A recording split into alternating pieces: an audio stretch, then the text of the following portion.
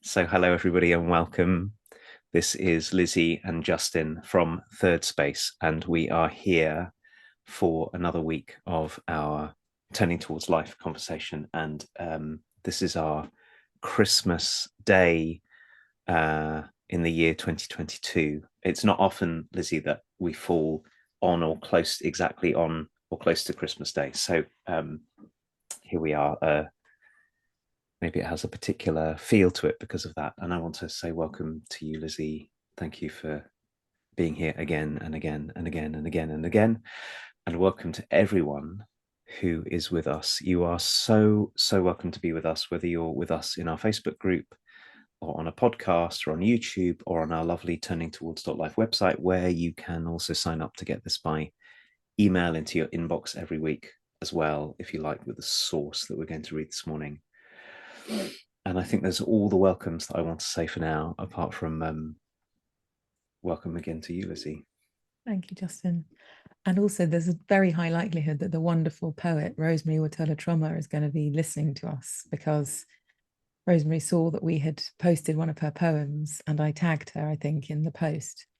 And so, Rosemary, if you're here, a huge, big, fat welcome to you as well. We're so delighted to know you and to receive your wonders, your gems, your jewels, your heart. It's such a complete and utter joy. And Justin, to find this poem, I was doing the internet thing of just devouring Rosemary's work and feeling into what was calling to be this week's Turning Towards Life, like we do each time we find a source.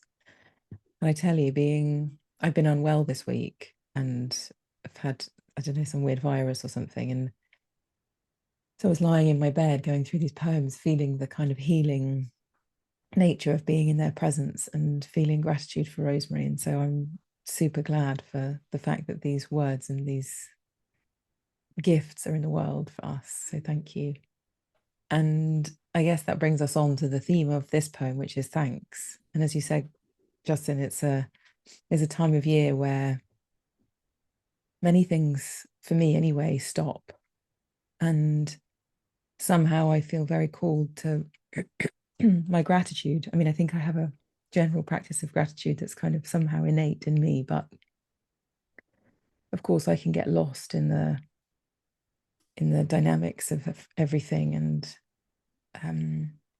the kind of the busyness that can come and the franticness of having forgotten to do loads of things and suddenly having to do them or whatever it is. And so this poem really spoke to me of this, the beauty of thanks. And so here we go. This is by Rosemary Watola and it's called Thanks. Inside each honest thank you is a giant open air pavilion beside a curving and generous pond that reflects the sky and is home to cormorants, white egrets, turtles, and humble ducks.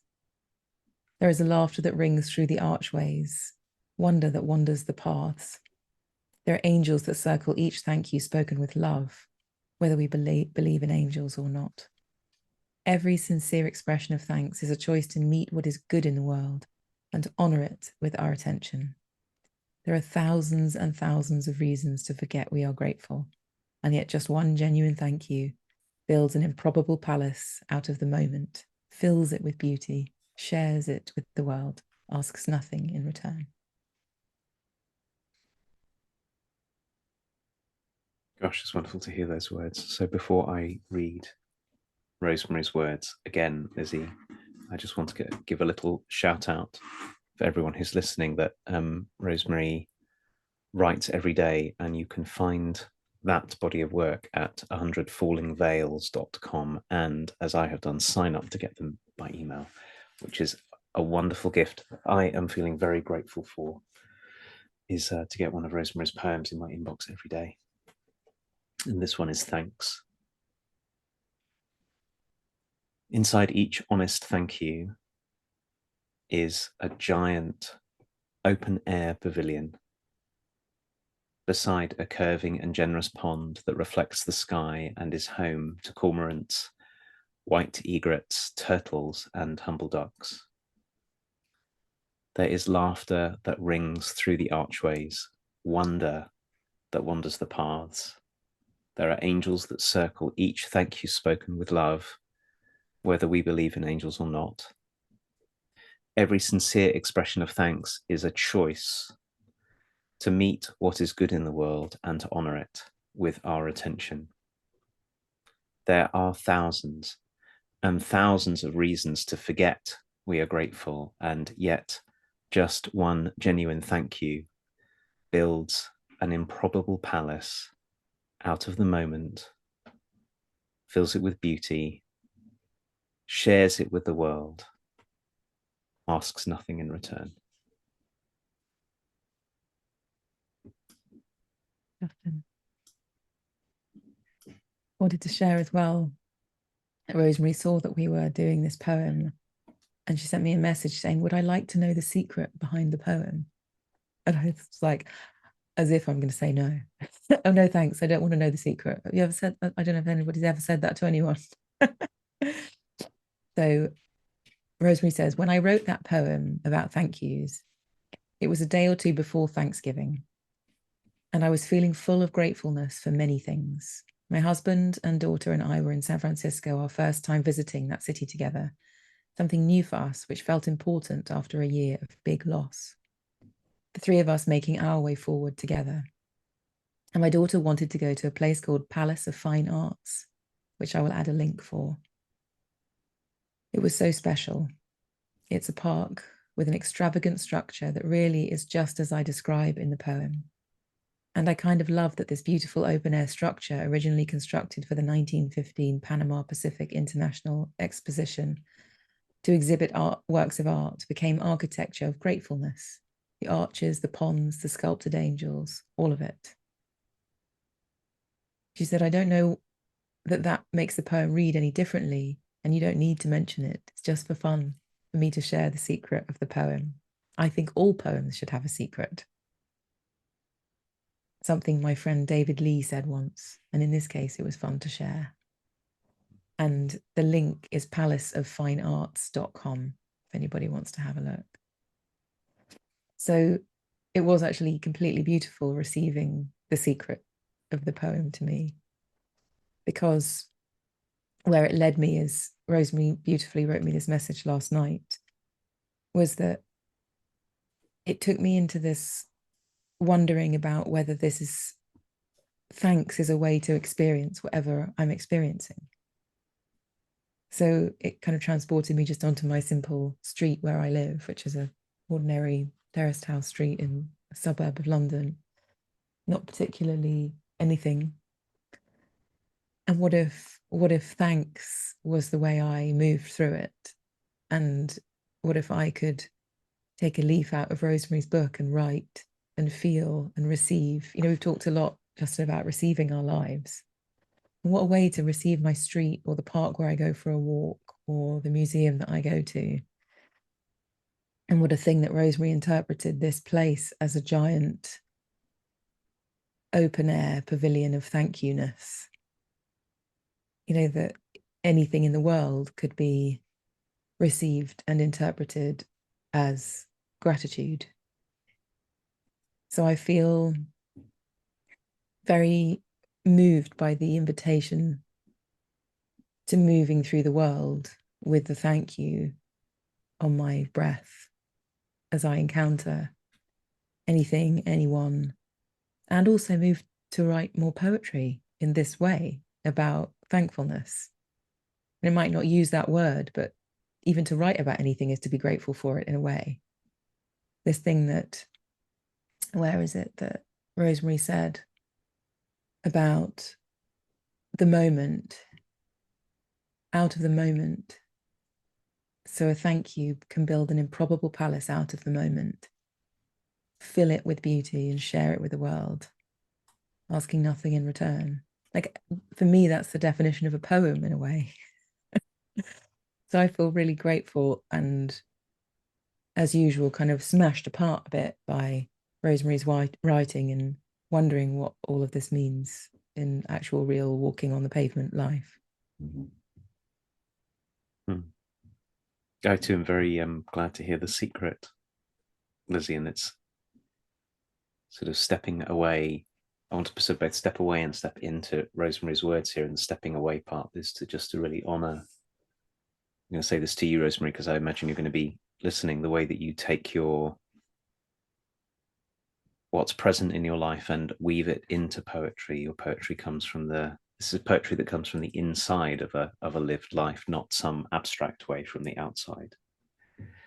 And so I want to say, although I won't be able to write it in, because I'm going to say this spontaneously, that it would be equally true to say, to sit where I am in my life and to say, in each honest thank you, is a conversation with a loved friend and a warm cup of tea and technology that connects us across time and space. You know, it could take anything. That's where I am now, and say that inside every honest thank you is what's here, and books that have taught me wisdom, and people I love in the next room. And I could walk out the front door and, just like you said, and say, inside each honest thank you is a street full of neighbors. It would be possible to take make the very same move that Rosemary's made with this poem, and make that move. And I love it's just occurring to me as I'm saying this, to really feel and wonder what it's like to imagine what's inside a thank you. This is such brilliant language, because there's a sort of transactional way of looking at a thank you. You give me something, Lizzie, and I say thank you to you. And somehow, because I said thank you, we've sort of settled some kind of social arrangement. It's polite to do so, or it's honoring to do so, or something. But that puts us on the outside of the thank you. Mm. And what Rosemary's words here do is invite us onto the inside of the thank you. Well, like, what's on the inside? What's it like to be on the inside of a thank you?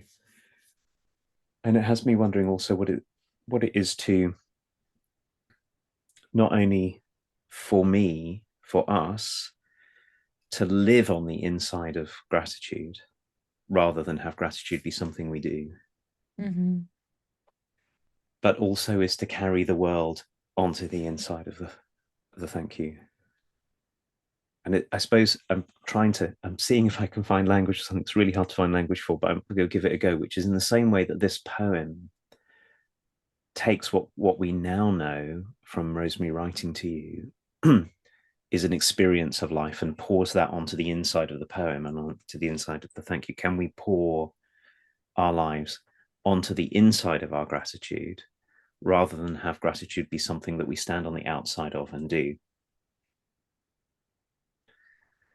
And that feels to me like just as I say it, feels to me like a completely different orientation to practice living on the inside of gratitude, and bringing the world in with me, into the inside of that, so that I can feel not that I'm just grateful for this conversation, but this conversation, I'm on the inside, and it's on the inside with me, and you are too, in a great world of thanks and surprise and amazement that any of this could be. None of which I made. Most of what's going on here, we made this conversation together, Lizzie, by our actions and our choice, but most of what's here is not what we made. It's being gifted to us, being well enough to do it, being here, having the time, there being technology, all of that. So I'm really moved by this idea I've just noticed at the end of this poem, of what it is to build an improbable palace out of the moment, and fill it, but also to be filled by it. That's, I think, what I want. It's like jumping into the ocean, so that you're on the inside of it, not on the outside reporting or looking on. Mm-hmm. Yeah, as you're talking, to walk around with this kind of grateful inner experience, having gratefulness on the inside, it feels like the possibility that arises is that, there's a line in here which is a sincere expression of thanks is a choice to meet what is good in the world and to honor it with our attention. To not have this wandering around with honoring of goodness in our hearts as a rising something, we would miss so much. We miss so much. All of us miss hundreds and thousands of goodnesses all the time. And we still will, whatever we practice in this realm. But it makes me wonder about what kind of inner world gets made as I walk around encountering life with sincere expressions of thanks. Because it's an acknowledgement of what's good every time. And I could just not acknowledge what's good. Like I can feel that possibility in me. I know I can walk down the street and not acknowledge the trees in my street. And they're so good, those trees. I could not acknowledge the little plants outside my front door. They're so good. You know, I could not acknowledge a neighbor who is really, really good. And I'm feeling, I don't know, particularly in this kind of spacious time, which is often not spacious, but it is, because there's really nothing going on other than of our creation, which is always true anyway. I feel like the world is one big, huge gift to be received. And there's probably, on balance, as I'm inside of it, probably more good than not good.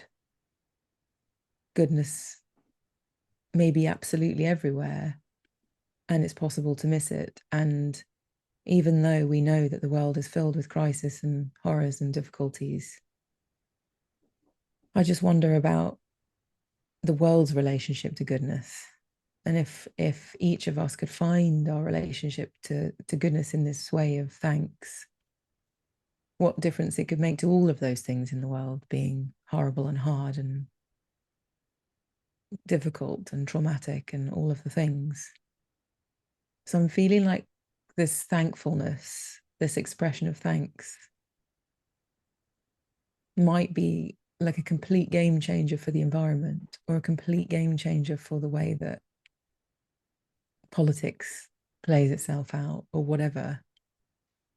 And I'm feeling hopeful that each one of us is a drop in the ocean, and but all added together, it makes a difference. Somehow that's what this question about thankfulness and gratefulness and this inner sense of gratitude that you're talking about, Justin, that generates a hopefulness for me about the world. And I think that's a shift that for me, that's what the shift from being grateful for things is to being a gratefulness, living a gratefulness, to walk around like that with it on the inside of me. My actions will be different. My interpretations will be different. The way I make meaning of things will be different. And if that meaning making is illuminated by and informed by gratitude, by thanks, I will move through the world differently and make different relationships with people and do different things. I'm really feeling affected as you're speaking by these two threads that you brought together of noticing this line in the middle, this verse in the middle of Rosemary's poem, that every sincere expression of thanks is a choice to meet what is good in the world and to honor it with our attention, and to notice that to be human is to have choice about what we attend to. That is what consciousness is. It's our ability to attend. And I was feeling into how easy it is to live, for me, to live a life where I'm not honoring the choicefulness of my attention, what I notice and what I don't. And then in the holding that together with what you were bringing in about the political sphere and the sphere of change in the world, and really feeling how much we easily suffer from living in a culture where gratitude seems like, for a lot of the time, the opposite of what's being brought forward. So there are all kinds of reasons why the economic and political systems in which we live are designed to fuel our feeling resentful and feeling like someone's got it in for me, or feeling like someone's got more than me, or feeling suspicious or wary of one another, all of those things, and all of those assessments can have truth in them. So I'm not talking about that. I'm not talking, for example, about the times that we should be outraged at injustice or try to stop something that's harmful.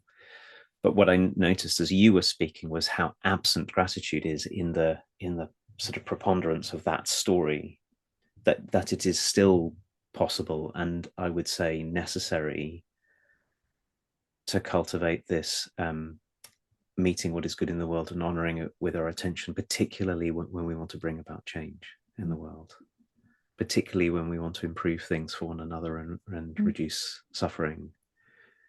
And I'm remembering that something we've spoken about Joanna Macy's work before, Lizzie, and there's something that Joanna Macy says about gratitude sort of being a political imperative, really. If you want to change the world and heal it, you better find what there is to be grateful for in the world, what there is to love. How do we usher in a better world for everyone if we can't find what we love in the world? Yeah. And so it's not an indiscriminate gratitude that I feel from this poem. I feel the call to a certain kind of responsibility, which is to pay attention and to find what to honor with my gratitude, which may not be every part of experience. I may not be grateful to be ill. I may not be grateful to be denied some basic right or responsibility or something. I can, but even in that, I could attend to gratitude for those who are alongside me who care about the same things, and our capacity to respond, and the love and goodness that brings us to want to change things. There is a place, there is somewhere to turn our gratitude in everything. Yeah. And that this idea that it might be a responsibility or an imperative to do that, because as Rosemary says, building an improbable palace out of the moment and filling it with beauty and sharing it with the world is, I think, exactly what is called for us to take care of the world, this extraordinary world that is always in peril and always under threat and always in difficulty and always needs us. Yeah. To bring ourselves with the requisite joy and love and energy and creativity and passion and compassion and courage and fierceness, and all of that really relies on us doing this. Yeah, my goodness, I'm feeling so much as you say all of that, Justin. Like I'm making connections between gratitude and self-care, and gratitude and fulfillment, and gratitude and relationship, and gratitude and warmth. And it seems to me that maybe gratitude is one of those staple kind of ingredients that allows every different flavor to be born. And I imagine you and I doing something really hard together. We really better have gratitude and warmth at the heart of us before we start doing something, because it's going to be fraught with difficulty. Things are going to go wrong. It's going to be a kerfuffle, probably get hurt. So if you and I can have that gratitude, warmth, and inner eruption of goodness established between us on a continual basis, when we get to then doing the thing we've got to do, we're going to survive it. We're going to be able to process it. We're going to be able to do really hard things. Whereas if we just start out with our to-do list of solving this problem or getting rid of this or making something or whatever we might do together, we're going to come a cropper pretty quickly if we haven't got that warmth on the inside of us individually, but also collectively. That if the field between you and I is filled with gratitude, is filled with appreciation, is filled with this warmth that is this improbable palace that is filled with beauty, if we haven't got that, it's going to be different in a not good way. You know, we'd be really serving ourselves and the purpose that we're aimed at by having this thing between us and on the inside of us as we move forward. And it makes me feel it's different, I think, and beautiful being somebody who is individually secretly wandering around, and how wonderful with gratitude in one's heart and on the inside. But then if we could practice that together in a team or in a partnership or in a family or in any kind of constellation in a community who's up to something, everybody is up to something, aren't we?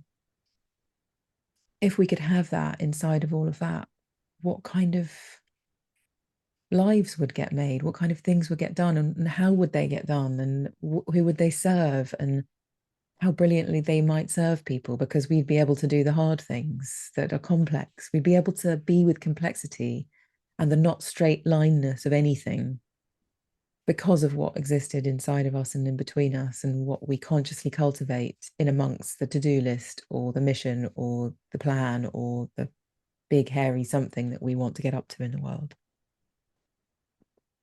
Mm.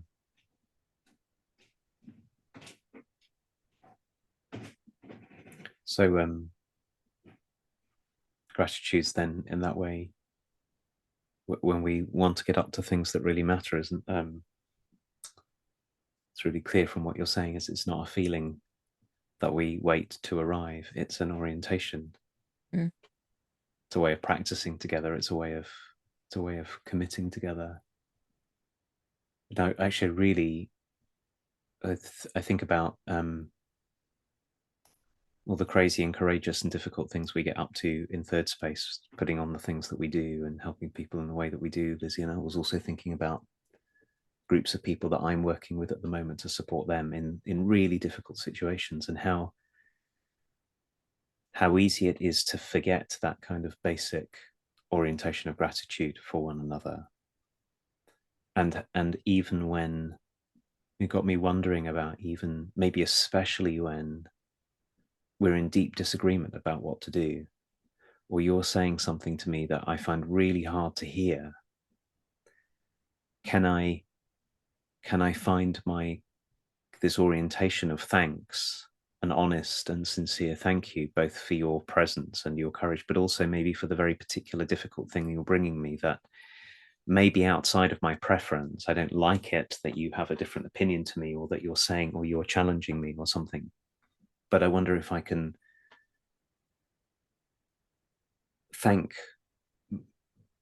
really choose a thanks that this is here, that you are here, and that this is here at all, because there's no doubt that in our disagreement and in our difficulty, something will be born.